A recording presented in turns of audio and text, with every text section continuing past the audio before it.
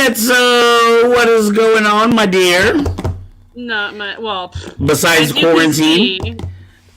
Yeah, for those who are watching and don't know, I am in quarantine because I came down with COVID, and I've been doing okay on it. There are moments I feel, excuse me, pretty lousy, and sometimes it's hard to talk a long while without getting the cough out. But mostly, it's nothing. It has not been a scary illness for me. Thankfully, I'm very thankful for that. Mostly just like pounding headache and stuffiness, stuff like that. I did lose my voice a little bit here and there, but today it's at least okay. Ooh, it was better than it was when I heard you earlier today. This morning it was like, but I finally was able to drink some and get fluids properly, and then I just lost my train of thought. Say something else. I'll call it COVID brain for now. But so of course, as anyone who's watching can see, I'm not in my usual spot. I can't be at my office because I have to quarantine from family. So I'm here in my room with my laptop. Well, we are happy to have you wherever you may be. Thank you. I appreciate it. As for myself, I right now am on hour 70 of a fast. And I think I'm about done. I'm going to push it till 9, get my 72 hours in, just so I can say across the finish line, and I think I'm going to eat. I get too hangry, I think. You know what? Honestly, it really hasn't been as bad as I thought it would be. Like, I really thought I would get, like, just way too hungry and stuff, but as long as you have water and stuff, it's really not as bad. And really, it's not even that I'm, like, really hungry. It's just, I'm just tired of looking at food and not eating it, not putting it in my face. I've done 30 hours, but it's been years since I did that, so. Hello, Bat Mike. Hello, Bat Mike. How are you? Thank you for tuning in tonight. So we have, I believe, next weekend, we are at a convention, a toy con in the South Bay. I got to get the details on that, but we will be out with Stephen Mead. He is a droid builder. We will be in South San Francisco somewhere, I believe. He is a previous guest on our show, too. Yes, he is. And we were just asked to do a film festival in November in Merced, so we will be bringing a choreography team out there for that. I plan to actually go to. Woo-hoo! I know, we're going to need you for that. It's a film festival. Yeah, we need you to make us look good. I'll be there with my camera. Woohoo! I do Very have excited. Some fun, nerdy news for us as well. Yay! So, for those who want more information on this nerdy news, the links are in the description below. But first and foremost is a do-it-yourself Lola from the Obi-Wan series. A do-it-yourself? Yeah, it's a craft for kids who want their own Lola.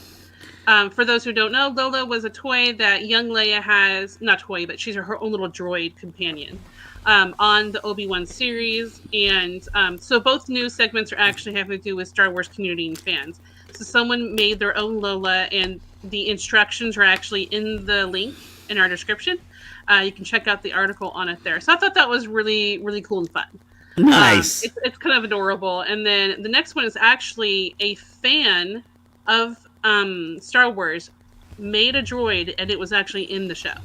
Oh, wow. And it was this droid here, and in the article you can actually see their plans for it and such, and how they made it and submitted it. And I thought that was a really, really neat thing. So, because for us as fans who always desired to be involved in the Star Wars world somehow, whether it be a podcast like this or something ultimate like being involved in the actual production of it, so that was pretty neat. So the article for that is also down below. And that was in the Obi show? Yeah, that was in the Obi-Wan show. Yeah. Man, I'm going to have to go back and try to find that droid. And that's like, okay, you're going to be watching every Where are you at? that was the, excuse me, the news for this evening. Woohoo! And getting into our next segment, I'm actually really excited about this one. It's a little different than we usually have on there. However, this artist... I've been seeing his name pop up a lot on a lot of the Saber groups for his Saber spinning. So I'm hoping we have this artist back on again to do saber spinning. Yeah, I did actually receive a video from Hello Robert Raptors. I did receive a video from Stephen of him doing some saber stuff. So I thought, maybe I can talk to our producer James Kaiser about maybe just having him come back for next week's show using that video, because it was pretty sick. Nice. Okay. Well, okay. All right. Well, why don't you let people know who we have on tonight, and let's roll that film. All right. So tonight's flow of the show artist is, I think it's James Pilla or Pilla. I'm not sure exactly how to pronounce it. Also known as at I am Jest. I am the Jest. You can find his YouTube channel in the comments below. Lola so reminded me of batteries. Yes, that might be the first thing I thought when I was watching. I was like, that looks like batteries. I wanted to watch the movie. I'm scared to watch it because, this is totally off topic, but like movies you loved as a kid and then you watch it as an adult and you're like, why did I like this? Right. I'm scared to watch movies of that. So, okay. So here's our flow of the show brought to us by James Kaiser, guys. Enjoy.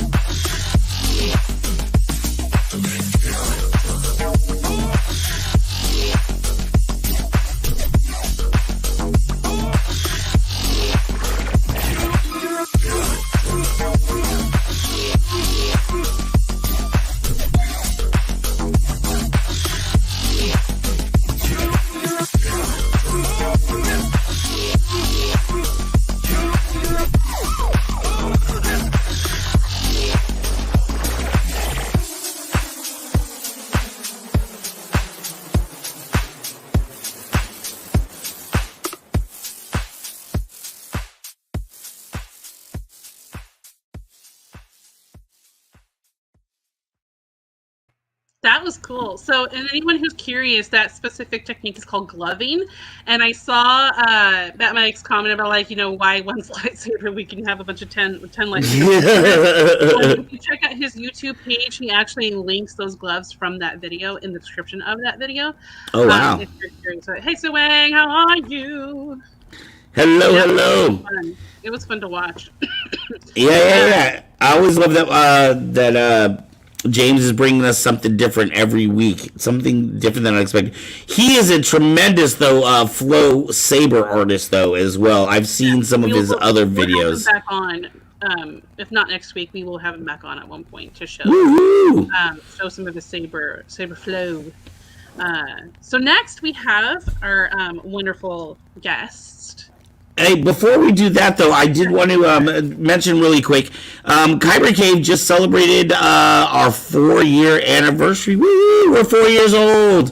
And we are having a special promotion running right now. Any saber you buy comes with a Kyber Cave t-shirt, as well as your choice of a red or blue keychain.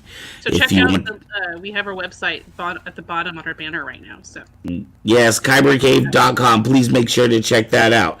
All right, our interview for tonight. I was at a con, Powerhouse Con, about 2 months ago. And this gentleman was with his group on stage doing a performance. And I just knew that this was someone that we had to have on Saber Rattle. They go all over the Bay Area. I don't remember exactly where they're out of, but I guess we can ask him when we find out. Please give it up for Mr. Benjamin Hugh of the Twilight Knights.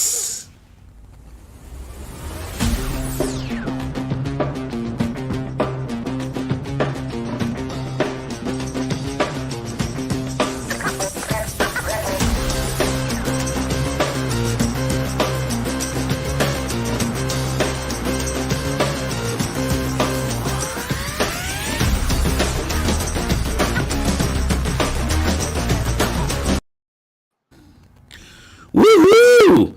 Hello. Hello. How are you? I am beautiful. How are you doing tonight? Good. It's a bit hot here at home, but that's okay. I'm doing this, and then I've got to go to work because I work nights. So Oh man. Well, thank you for being with us tonight. Oh yes. Hey, I see a comment, and yes, the intro of the video that was at FanimeCon. We used to actually work FanimeCon, but then we were let go. So now we were just outside showing our stuff. So, yeah. Right. Now, you guys are technically Twilight Knights Renaissance Guild. Is that correct? We are.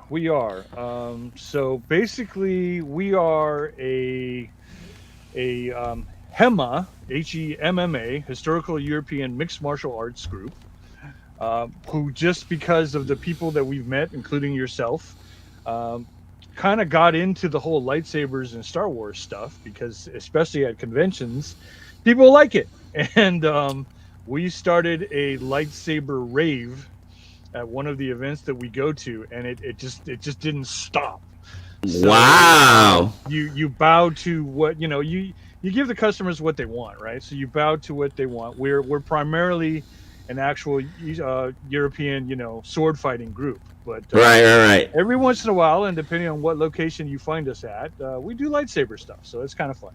All right, you guys are just versatile. You're just all over the place. And that's why we don't call ourselves HEMA, which is what the official most people call themselves, because we don't stick with one manuscript, we don't stick with one style, we don't stick with one country.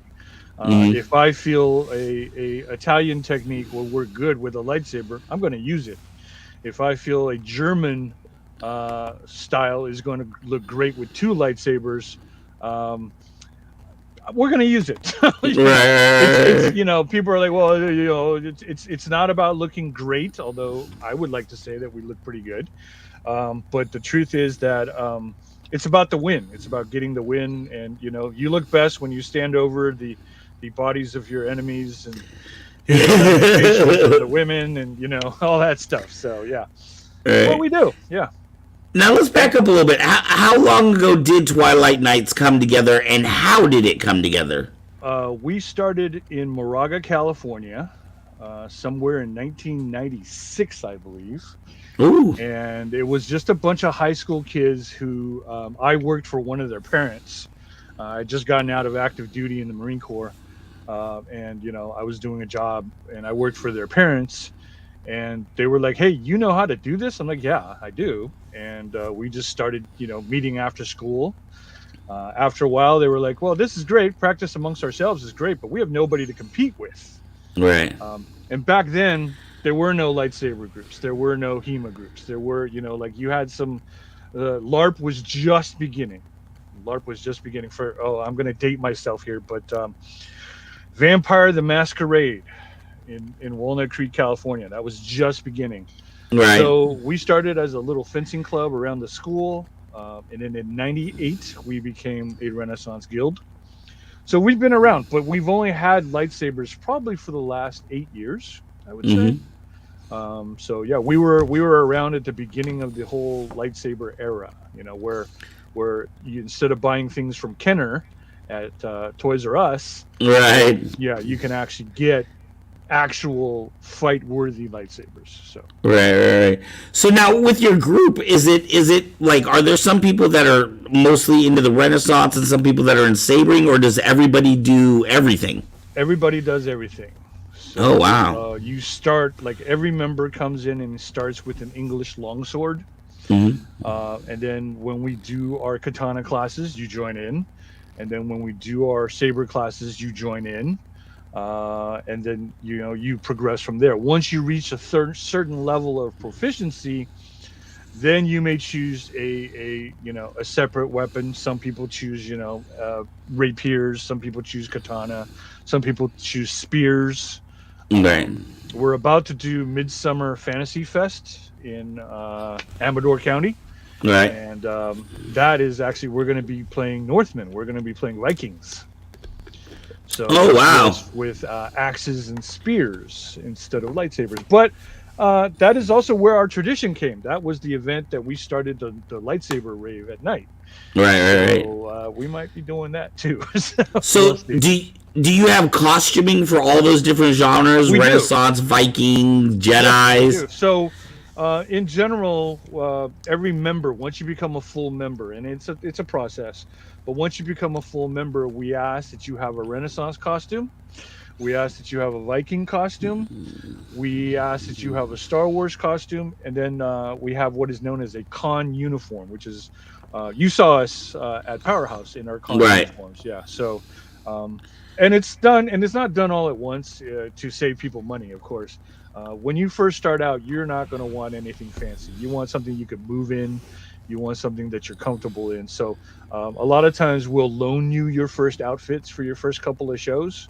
And then from there, once you see what other people are wearing, you'll start picking up pieces left and right of your own. So, yeah. Right. And the truth is, for a lot of it, we can take you to Goodwill and you can pretty much get outfitted for about $30-$40. It's not that hard. Yeah. Right. Yeah. What's interesting is that the Star Wars costume is usually the easiest one to do.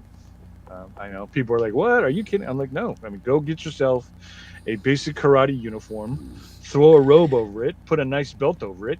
Great, you're a Jedi."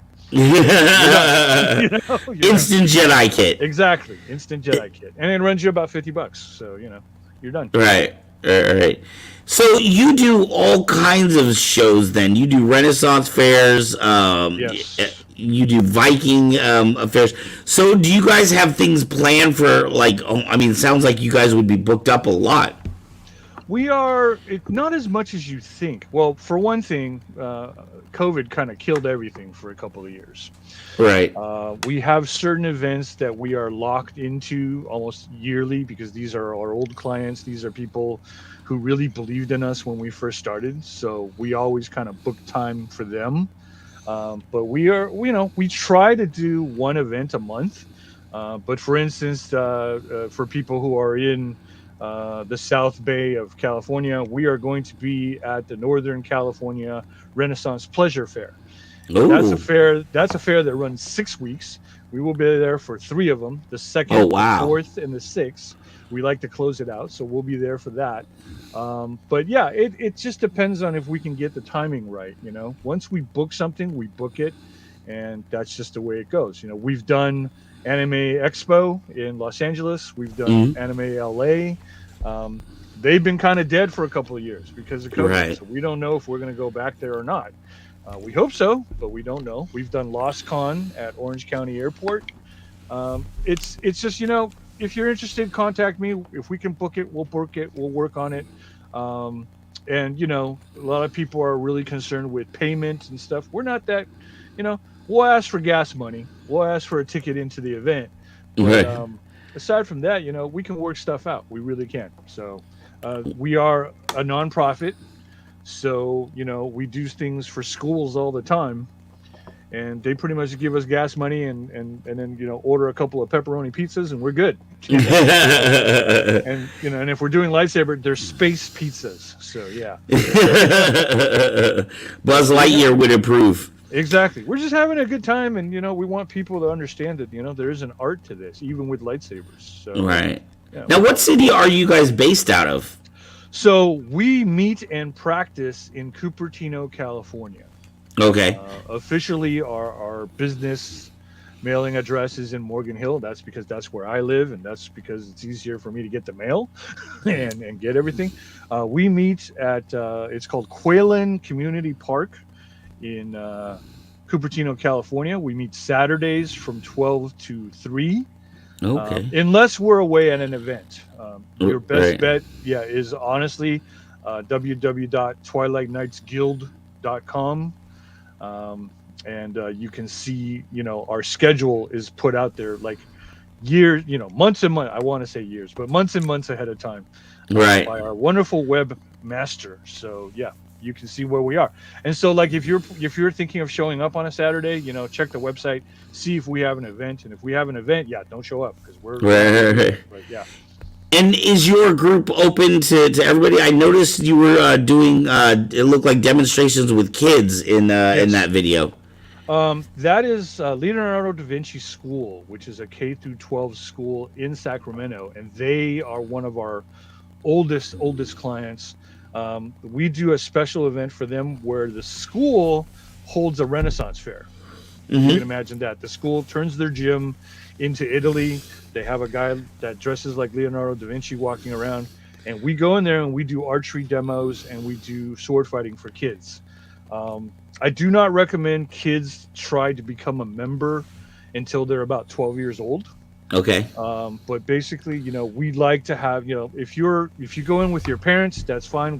We may have, in fact, a gentleman who may be coming in with his son, and he's about 11 years old. But it's open. I mean, if you can physically hold the weapon, if you are, able to understand the directions and follow directions, we're pretty okay. We're pretty open, We're open to male or female. We're one of the only groups where we don't segregate the males and the females. You fight together because, right.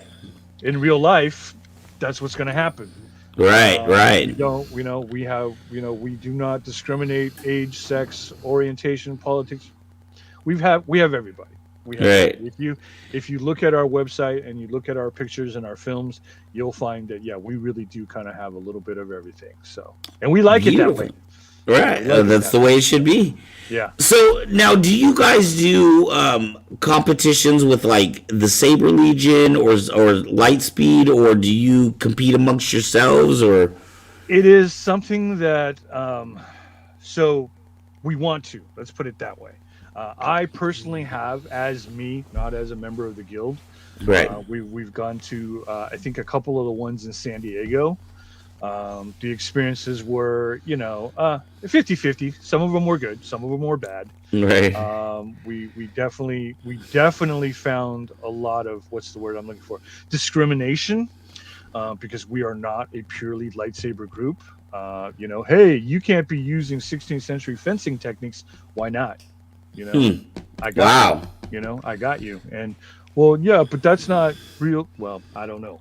So that's the first part. So the second part is also, and hopefully Kyber Cave will help us out with this. We need to find a steady supply of sabers.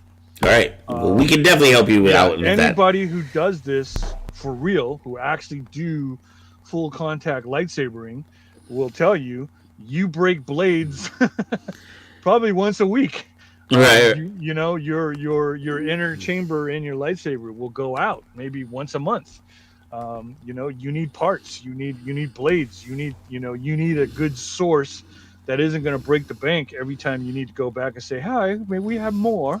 Right. And I'm not going to name companies, but there are big companies out there that I just won't do business with. You shouldn't do business with, because you know what? Once they sell you, they don't care. So, right. So we're looking at finding a good source, B, finding a league that we can work with, that we agree with, because there are some leagues out there that they kind of change the rules every time you turn around. Right. We went in, and so the short answer to you is right now it's just us and anybody who wants to play with us when we see them at fairs and at conventions and stuff. When we do Midsummer Fantasy Festival and we have our late night lightsaber rave, that can get fun because you have 20, 30 people swinging lightsabers running around, and we pump the music. Yeah, and we pump the music. We serve the pizzas. We pour the Pepsis and the root beer. And we have a good time. Yeah, and that's what it's really all about. So yeah. Wow. So now, when you guys, you said about 8 years ago, you started switching or adding lightsabers into your routines. Was there any resilience to that in your group? Were some people, not into it, or were they all on board? So, first of all, we're all kind of Star Wars geeks. And we're proud of that. Yeah, it's swords, Star Wars, chocolate, and steak. That's how we do things. And if you can't handle any of those, don't come to me with an inquiry because it's kind of what we do. But there are some people who don't do as much as others because they are mainly interested in the historical European martial arts. Right. But they're still going to participate when we go to the shows because one of the ways you pay for your membership is by doing the shows. Right. So, and then there are some who started sword fighting, but then decided, this really isn't for me. And now they are in a support role. Our webmaster, our web designer, our head of camp, our head of house, But as far as resistance, no, not really, because you know what? We're all Star Wars fans, right? And not everybody has to be a Jedi, quote unquote. My personal lightsabers are white because I feel I'm a Force user. I can see the good in the Sith, and I can see the good in the Jedi. I'm kind of right in the middle. People call me the gray Jedi. Whatever. I think that has to do more with my hair. In my, but you know what I'm talking about, Ark. Right. And I refuse to color. Yeah. When you're doing your training, of course, when you're using, say, a traditional sword, you're only going to have one side or two sides. But with the saber, you have infinite sides on that. Do you train differently for different types of fighting, or is it the same type of training? We train. Training is the same. It's always, this is your stance, these are your strikes, these are your blocks.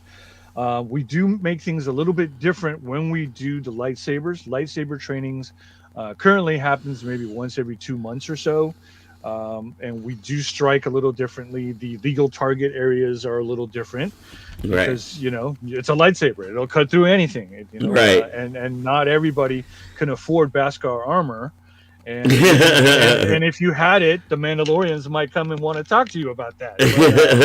But the strike zones are a little different. Power is a little different because with the lightsaber, you don't need to slam it down like you do with an axe. Right. I haven't seen anybody come out with it, but I want to try to come out with it. Lightsaber spears would be awesome. But then your thrusts are going to be a little different. So there are adjustments. Let's just say there are adjustments. The main core of the training remains the same, but we do make adjustments so that when you're using a lightsaber, it's a little lighter, a little easier, and a lot faster. And that's the key. Right. Now, when you're training primarily for fighting, right? As if you were in a competition. Do you also do choreography as well? We do choreography when the client asks for it. One of our, what's the word I'm looking for? One of our biggest sells to a lot of our clients is that we usually don't choreograph. Mm-hmm. When we go on stage and you see the fight, that's a real fight happening. It's not choreographed. We're not going to do, 60,000 fancy spins just to do one blow. Mm-hmm. We don't choreograph most of our on stage. And if you see us at the California Renaissance Fair and you see us on stage, that is not choreographed. Oh, wow. However, and we've had this happen before, sometimes clients just want a choreographed routine. Why? Because then they can time it. 2, then they can figure out where their cameras are going to go.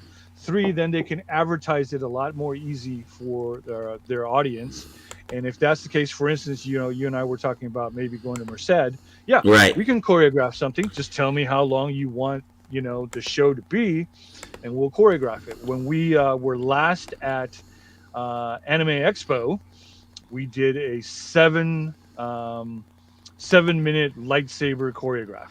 Ooh. So we actually worked with another group that was there who didn't do lightsabers, but they did special effects. Mm-hmm.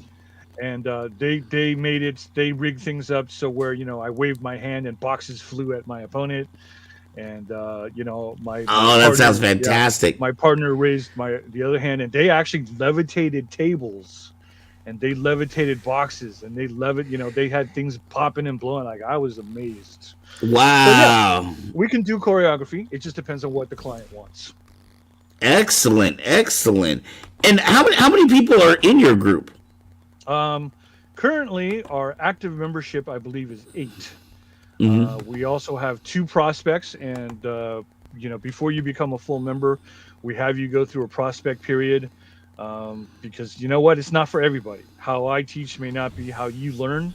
Right. We as a group interact may not be what you're comfortable with. I would say that we are we're a bit of a mix between way too serious and absolutely hysterical. So, it's not for everybody. And then we have, I believe, 1, 2, 3, 4, 5, 7 reserve members that just due to life and work and school can't come to every event, but they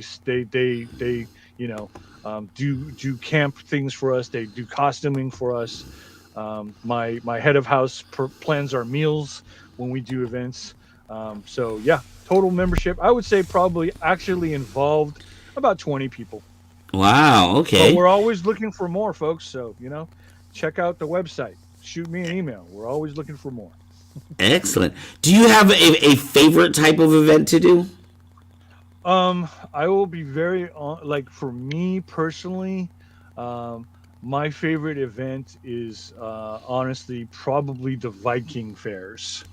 And that's just me personally. All right. I would say a close second would be anime conventions where we can come in Star Wars costuming and stuff like that. But right. Viking fairs, you don't have heavy costumes because Vikings are tunic, trousers, and boots. The fights tend to be a little bit more savage, a little bit more basic. We have our shields, we have our gear, we have and we don't have to speak in Old English, which can be a tongue twister.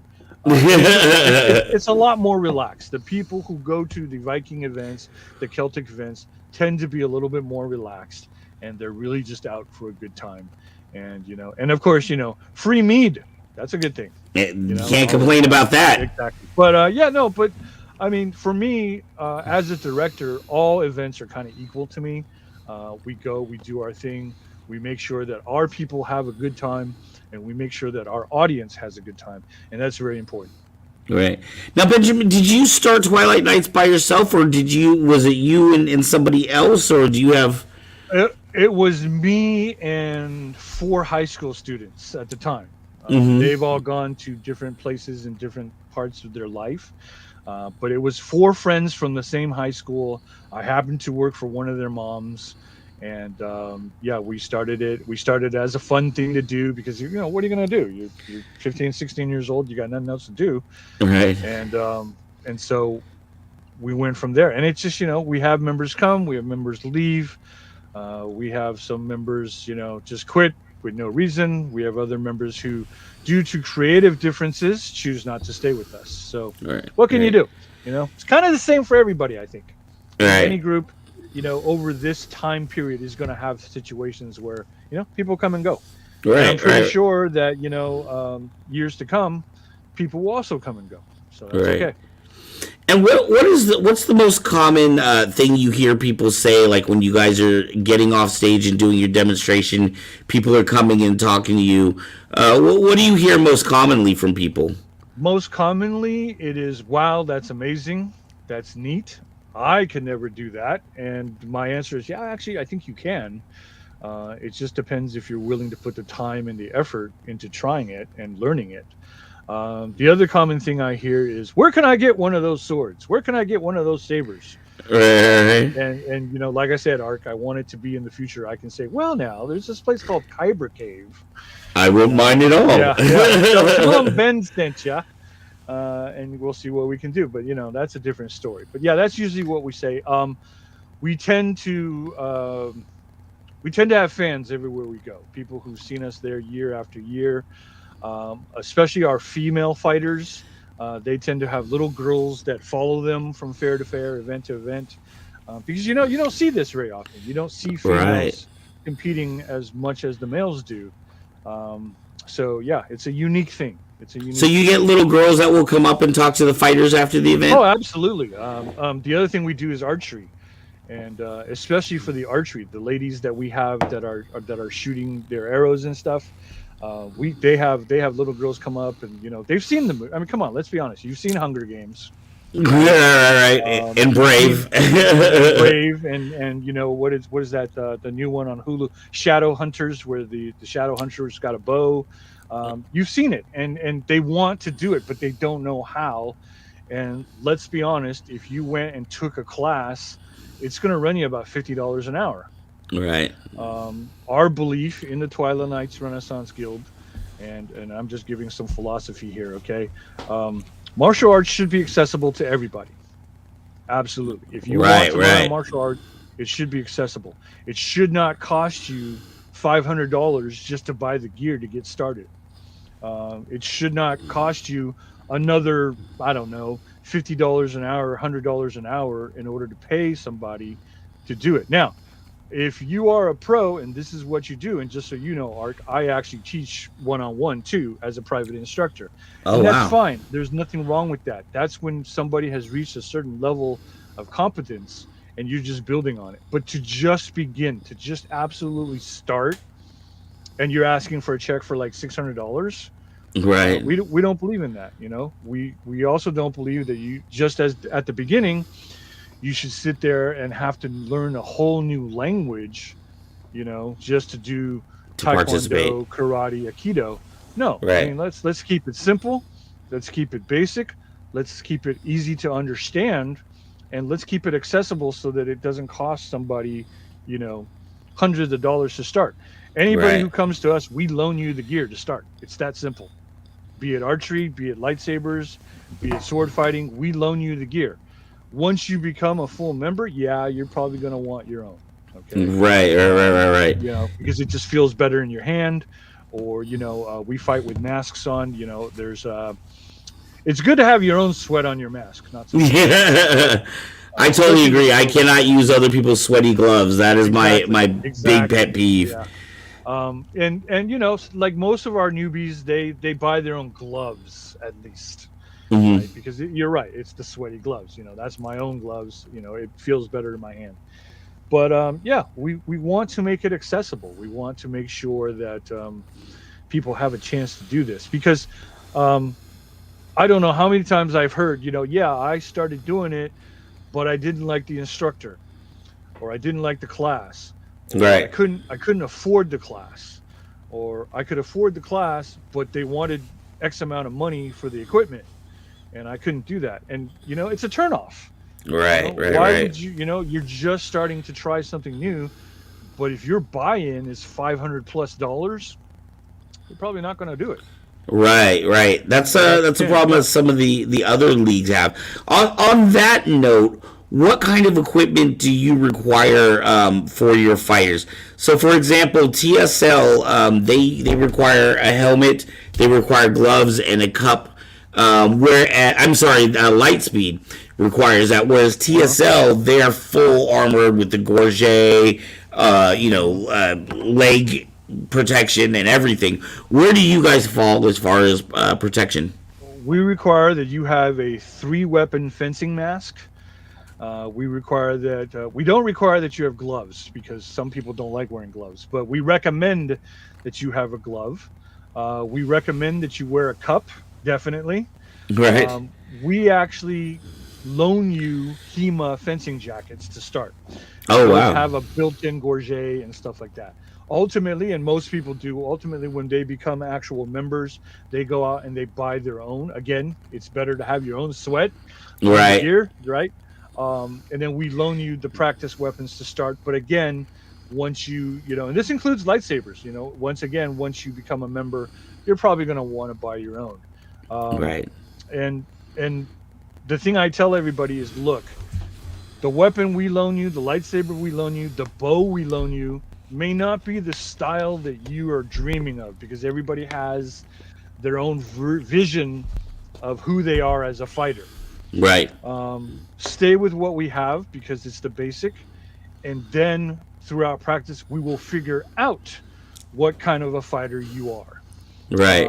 One of the things I get a lot is I get young people come up and they're dressed head to toe in black, and they're an assassin. Right. They only fight with a pair of long daggers. Right. And through practice, through our classes, they realize they're not fast enough. They're not physically fit enough. They don't understand the instruction. They have a physical limitation. Right. And then we figure out that you're not an assassin. Maybe you should use a rapier and dagger and be a duelist. Right. Or a lot of people, they've watched Brave, they've watched the Hunger Games, and they want to be Katniss, and they want to be Merida, and they want to go in with a recurved bow, but they don't have the strength to pull it. Right. So we figure it out, and that's the point. Start low. Don't worry about looks. Don't worry about costuming. Find out where you are as a fighter. Find out where you are as what you can actually do. Right. And then we'll find a target for you to go for. Excellent. And so now that COVID has kind of broke and more things are happening, do you guys have a pretty full calendar right now? Are you filling it up? We are pretty okay. Well, actually, so summer, of course, is the busiest time because that's when all the fairs and conventions happen. We are pretty full between now and probably the middle of October. Right. And we are open for anything after that. We usually, a lot of times these events come to us last minute because it seems funny because that's just how production companies kind of work. Right. And I understand, especially with COVID, a lot of these companies are literally making it from one event to the other because they can't afford to do any, big giant future planning. Right. So we do what we do. We have the Midsummer Fantasy Fest. So that is going to be in Amador County Fairgrounds. We have 3 weekends of the Northern California Renaissance Fair. I see that there's a comment that says they aren't available November 12th. That is wrong. We are available November 12th because that will be the latest thing we have. Now, what we don't have afterwards is we don't have anything for the rest of November, December, January. Although I don't know if it's happening, but we may go to the Dickens Fair in San Francisco just as a walk-up, just for fun. So right. It's a good way to promote as well. We go to 2 things. We go to barbecue festivals just as a group for fun. School trip, yay, field trip. Yeah. We went to Powerhouse Comic Con just because it was kind of new. Right. The producers asked us if we would be interested. We said sure, and we met lots of wonderful people. Right. You guys, Kyber Cave, yeah. So. Wonderful. And so as we're getting ready to finish up here, what do you see happening in the next year? Are there any directions you want to take Twilight that maybe you haven't done before, or is it more of the same, or just getting more shows? What's your plan for the next year or so? Well, display wise, I would like for us to do a couple of more shows, especially in the months that traditionally have been pretty quiet. Right. January through March, November through January. And I understand the holidays are there, but you can have an event around the holidays. Right. There are people who don't really have family or who don't really want to be with their family, holidays, including me. That's display wise. I would like for us to do more lightsaber events. to be honest with you, or Star Wars meetups, or maybe even sponsor our own competition. Right. I would like to do more conventions versus purely Renaissance fairs. Renaissance fairs are fine, but there's more out there. There's Right. more things out there. I would like to do actual conventions, and so Ark, if Kyber Cave is going to be at anything, let me know, man. We'll back you up. All right. As far as our guild, I would like to build our membership.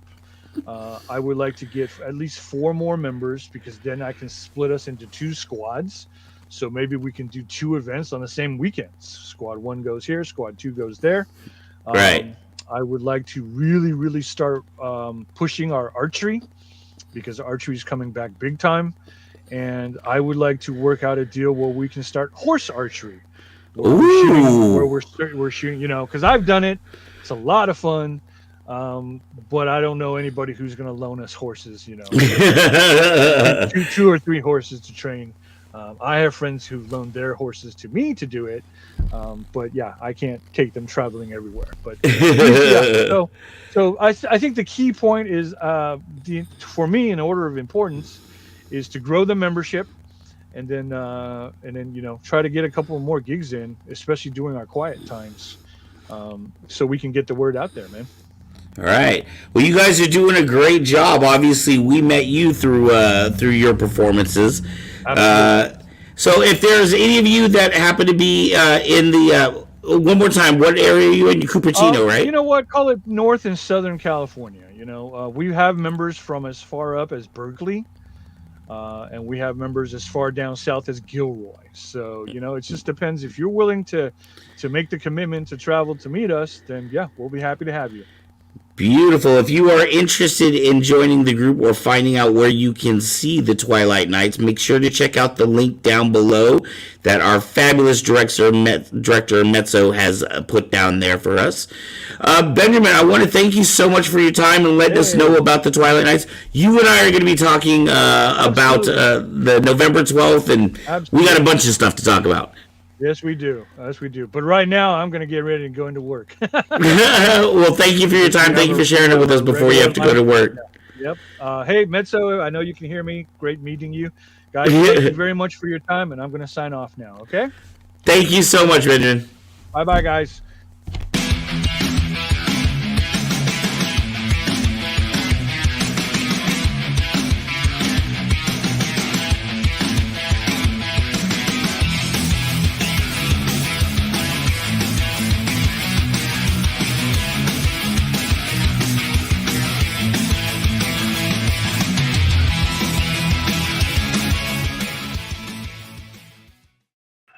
I relate, so much on that glove story, because I used to, this is a different kind of profession, so to speak, but I used to be a costume character for an amusement park.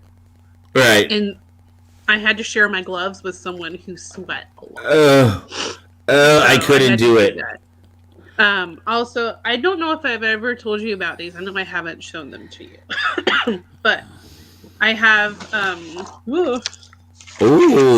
a couple fun things I wanted to show you. This is a Kill Bill replica. Wow. Or you can even see the Hattori Hanzo marking there. Yeah. All 3 sizes. Ooh. And I have those, and then one other time I just thought to myself, why don't I have these in my office to show people? And then I have one sword in a box. It was so funny. We did an episode of Kyber Cave After Dark, I don't know, a month or 2 ago, and somebody started talking about knives, and everybody had a knife with them within a 2-foot reach, or a blade of some sort, except for me. I had a keychain. I've got a sword. I've got a few. I have another sword that I think I have downstairs in the closet for protection, just for fun. So the takeaway from this is: do not break into Mezzo's house. Yeah, don't break into my house. That's the takeaway. Yeah. So I kind of have the lying around, and then I also have a bow staff from my old martial arts days that has a sea dragon carved into it. Right. I miss doing martial arts. I think I did it for 5.5 years total, 2 different times in my life, and unfortunately I had to leave due to surgery, and because I've got hardware in my foot, I can't do contact sports any longer. Oh my god. I have 2 fusions in my foot. That's how that works. Oh my god! But when you've got hardware like screws and a compression stable in your foot, if you hit it too hard and stuff, you'll break that area and have to go back in. And I've already had 3 foot surgeries, but I don't want more, so I'm not taking the chance. But I miss it like so very much. So that was a really, really cool interview. I really enjoyed that a lot. That was really cool. Well, it sounds like we'll be with them on that November 12th date. Yeah, that's really exciting. I send the comments that I'd get video of them performing stuff and make a promo video for them. That could be I'm like sure they will. We offer them to come for coming for us and stuff. I'm sure they will love that. Next on our list, we have our wonderful Kevin Hogan, producer Kevin Hogan, who brings us Comic-Con adventure fun this week. So, guys, go ahead and enjoy that and soak it up. Soak it all in. Hello everyone, this is Kevin Hogan from Northern California with another episode of California Comic-Con Adventures. On Sunday, June the 26th, we saw Ohana Comic-Con visiting the South Bay area in San Jose. We saw lots of anime characters like Demon Slayer and also some fun Marvel characters like Loki and also Dr. Octopus there. Lots of fun friends. Ohana Comic-Con travels up and down the state every weekend. They're in a different city, so if they're in a town near you, definitely recommend checking out there. Get to meet lots of local friends there. That same weekend, the 26th, they were also in Central California, was Graffiti Comic-Con at the Modesto Classic Car Museum. That's named after the movie American Graffiti starring Harrison Ford that was filmed years ago in that same town of Modesto there in Central California. We saw lots of classic cars on display there. There are lots of vendors there. Cooley Jackson from the White Power Rangers role there from Power Rangers Live was there, showing off some cool dance hip-hop moves there. It was really fun there, getting to see all the arts and crafts there from the vendors there, and lots of cosplayers walking around there. And if you're ever in Central California, definitely recommend checking it out there. For those of you who are interested in upcoming events there, on Sunday, July the 10th, Ohana Comic-Con is going to be in the Merced area of Central California. And also, there's going to be also on Sunday, July the 17th, is Conquer Costa Con's 4th annual event there. It's going to be in the Concord area there, so that'll be fun to check out. Well, thanks for watching. Hope you enjoy the picks, and we'll see you at the next Comic-Con.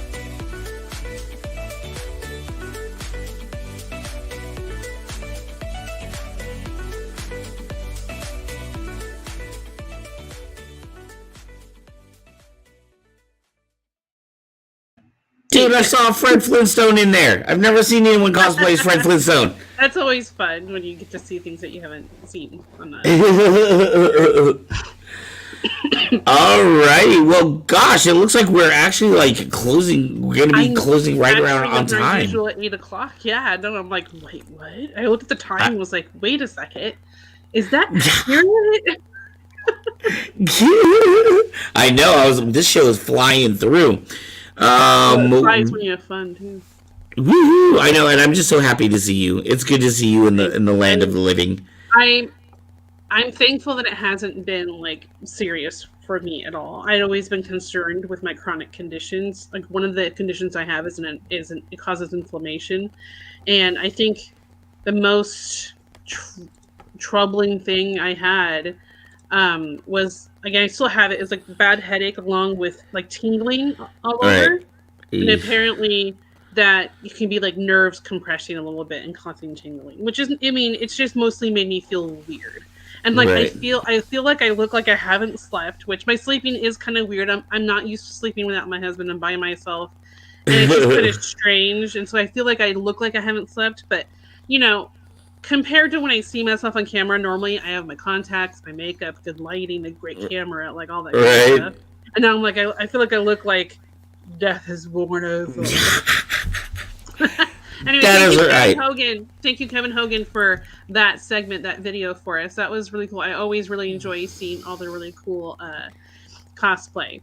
Right, and figure out what con to get to in the future too.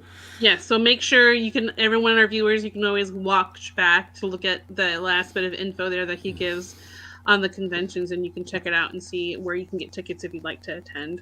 Our last thing is our TikToks, man, which are always so fun to search for, because I'm just like, I've got a reason to be on TikTok. Like, I've got no reason to be on there. And this week, actually, the first one I actually found on Facebook initially, but it's actually a TikTok too. Like, you know how you can see people, the same account will post their videos across all the platforms, right? And stuff. And I was really impressed. A gentleman that does impressions of a ton of different characters. Nice. So thank you guys so much for watching us this week. Thank you, Mr. Benjamin, for being on our show this week as our guest. We also want to thank our flow artist as well. Yes. Thank you, James Pilla, aka at I Am the Jest. All their information is down below. The Twilight Knights Renaissance Guild link, our Flow the Artist YouTube channel. Sorry, my brain, COVID brain, and then the articles from our nerdy news that was at the beginning of the show. So I will be back next week in my usual place because I should be out of quarantine, hopefully in like a day or two. I'm planning to test either tomorrow or Tuesday because my test was I don't know if everyone knows how the COVID test works that you take that are rapid at home, but they're apparently supposed to tell you how contagious you are, or that if you're still contagious. Oh, wow. And of course, my first one, which, I have them just sitting here for fun. You can't even see it. The first one was like a pretty, there's 2 lines. It's like a pregnancy test, actually. Right. The one I took yesterday was faint, but there was still a line there. So we're just being careful because my husband leaves to Mexico at the end of this week. Oh, wow. Yeah, so we're trying to make sure to be extra careful and not do all that. Anyway, right. Thank you very much this week. Thank you, Van. Thank you. Always enjoyed coming on here and hanging out with you. Everyone, enjoy our talk of the town. Woo-hoo. How many impressions can I get my boyfriend to do Star Wars edition? Kylo Ren. Han Solo. I've been waiting for this day for a long time. Yoda. When 900 years old you reach, look as good you will not. C-3PO and R2-D2. R2-D2, what are you doing? Glide it like you had. Darth Vader. I find your lack of faith disturbing. Old Obi-Wan Kenobi. You don't need to see his identification. New Obi-Wan Kenobi. Hello there. Jabba the Hutt. Chancellor Palpatine. Good, Anakin, good. Kill him. Kill him now. Do it. Chewbacca.